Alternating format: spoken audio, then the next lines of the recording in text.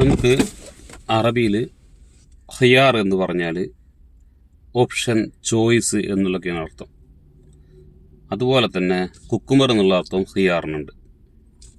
അപ്പോൾ നിൻ്റെ ഇഷ്ടം എന്നുള്ളതിന് എഖ്തിയാറോക്ക് എന്ന് പറയാം, നിൻ്റെ ഇഷ്ടം. അതുപോലെ തന്നെ അലാ കൈഫക് എന്നും പറയാം, നിൻ്റെ ഇഷ്ടം പോലെ, നീ ഇച്ഛിക്കുന്നത് പോലെ, നീ ആഗ്രഹിക്കുന്നത് പോലെ, അലാ കൈഫക്. അതുപോലെ നല്ല തീരുമാനം, ബെസ്റ്റ് ഡിസിഷൻ, ബെസ്റ്റ് ചോയ്സ് എന്നുള്ളതിന് നമുക്കത് വരാം എഖ്തിയാർ മുംതാസ്, ബെസ്റ്റ് ആയിട്ടുള്ള ഓപ്ഷൻ എന്ന് പറയാം. എഖ്തിയാർക്ക് കാന ഹലോ,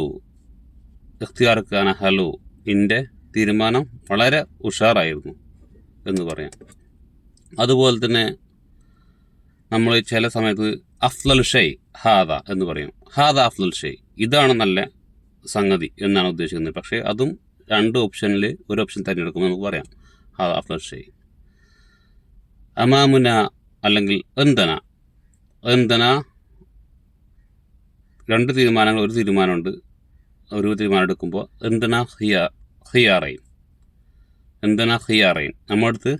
നമ്മളെ മുമ്പിൽ രണ്ട് തീരുമാനങ്ങൾ. എന്തന, നമ്മുടെ അടുത്ത്. ഖിയാറൈൻ എന്ന് പറഞ്ഞാൽ രണ്ട് ഓപ്ഷൻസ് ഉണ്ട് എന്ന് പറയാം. രണ്ട് ഓപ്ഷൻസ് ഉണ്ട്.